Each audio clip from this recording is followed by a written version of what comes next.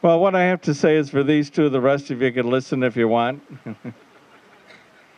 We really like to come to weddings. They're exciting events. We get dressed up in our best clothes. We come prepared to have a good time, and hopefully in our joy we double yours on this special day.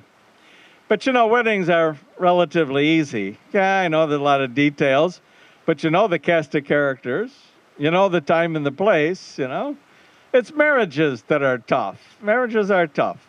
Marriages are very much like gardens. They just don't happen. They take careful planning and planting, and then the real work begins. And for the two of you today, the real work begins. Now, this whole business really started in a garden, didn't it? There's a guy named Adam, remember him? Yeah. And he was by his lonesome, So what did God do? Well, he created the animals, He gave him cattle and fish and birds, and at the end of the day, it was like the guy with cable TV and 250 channels. He was still bored. So God put him to sleep, and he took a bone from close to Adam's heart, and from this he formed a woman. And what did Adam say when he woke up? He said, well, you finally got it right, huh? At last, this is someone who's flesh of my flesh and bone of my bone. Someone who's very much like me, who fills an emptiness inside of me, who enhances who I am, and who dares me to be more than who I am. And that's the joy and the wonder of marriage. Then, of course, at the same time, you find someone who's going to drive you absolutely crazy for the rest of your life. And that's the real challenge of marriage. But there are two things I tell couples you should work on every day to make your garden of marriage grow. Won't be perfect, but it'll do okay. And they're relatively simple, and you might even do them for a while, The first one is you got to hug each other at least 6 times a day, okay? First thing in the morning and last thing at night, and as many times in between as you can. Now, that's generally pretty easy at the front end, You're looking pretty good to each other. Well, there is this thing called gravity.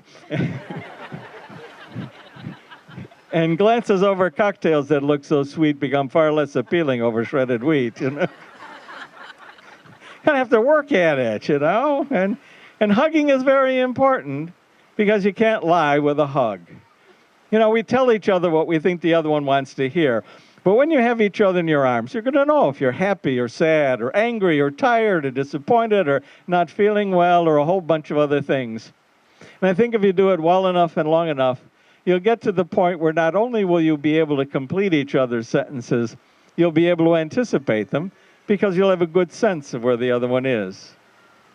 It also helps that when you do open your mouth, you're less likely to put your foot in it. Yeah. Look at little kids. What's the first thing they do when they come into a room filled with strangers?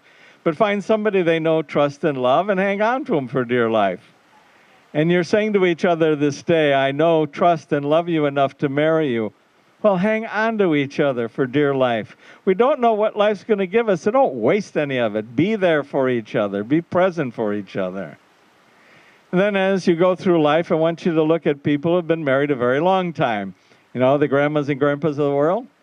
You'll find they're always touching and holding on to each other. And sometimes it's just to prop each other up, But most of the time, it's because they need to feel that compassionate presence of someone with whom they shared their entire lives, through all the good stuff and all the not so good stuff. Because when looks fail, and hearing and eyesight and the rest of it goes, you still have each other. Be present to each other. In fact, be a gift to each other, a gift that you give every day. Now, the second thing that you should work on every day is, out of all the minutes there are in the day, carve out 10 and make them your own. And in that 10 minutes, I want you to talk to each other. However, you can't talk about the house, the car, the job, kids, TV programs, movies, vacations, the in-laws or outlaws, sports, medicine, food, bills, or the weather. At this point, you're wondering what's there left to talk about. Well, 2 things that are very important. The first one is, how do I feel about myself today and in this marriage? And the second is, how do I feel about my partner today and in this marriage? And that first one's probably more difficult than the second because we don't like to admit to ourselves how we're feeling about ourselves, especially on a bad day when things aren't quite going right. Or maybe it's the day you look in the mirror and you see your parents staring back at you, And you wonder, how did I get so old? You were just lucky. Or you look at your life in general and say, this isn't where I thought I'd be. And then we make the mistake of deciding, well, that's my problem. My partner has their own issues. And yet we do a lousy job of hiding it. It comes out in other ways. We get moody or grouchy, or worst of all, we play the silent treatment. And the other one's wondering what's going on. Why doesn't she or he tell me what's bothering them?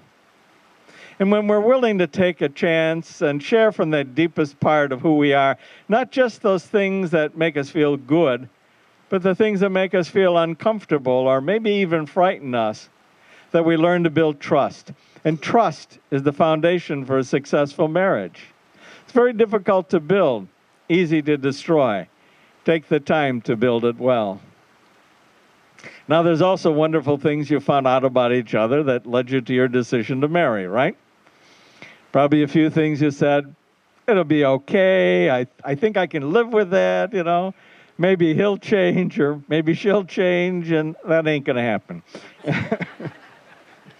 And what does happen, however, is we build up little resentments that sit there very quietly in the back of our heads until we get into an argument. And then when we run out of the regular ammunition, we got a warehouse full, and it usually comes out in an avalanche. And on top of that, I can't stand the way you fill in the blank. And then we play the one-upmanship game. Oh, yeah? Well, let me tell you, fill in the blank. And again, you're saying to each other today, I know, trust, and love you enough to marry you. Well, don't say or do anything to harm that love. If you catch yourself doing it in an argument, stop immediately and apologize to each other. It may be something you need to talk about, but that's not the time or place to do it. Do it when you're calm, and do it with great compassion. It doesn't mean that you have to agree on things, just no hidden agendas.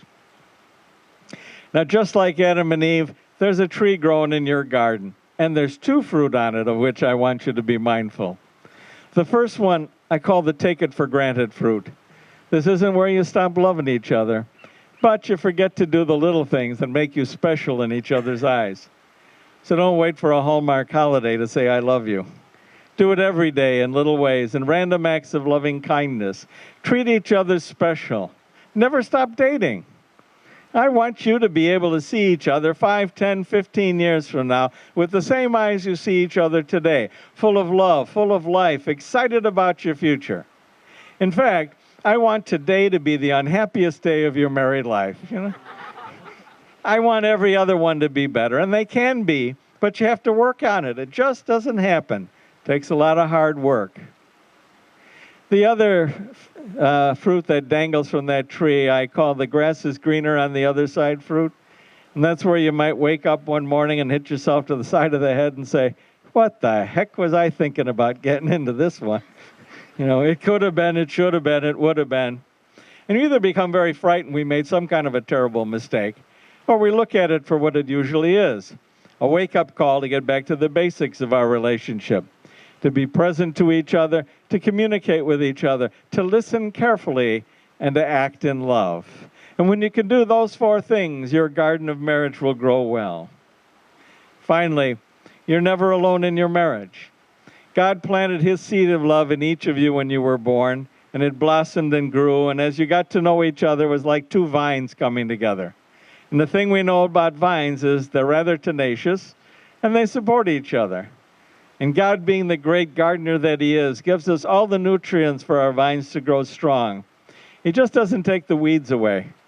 He asks us to trust in him, to overcome those things which seem most difficult in life. He will give you everything you need, not everything you want. Just don't confuse the two. So that's my advice to you on this, your wedding day.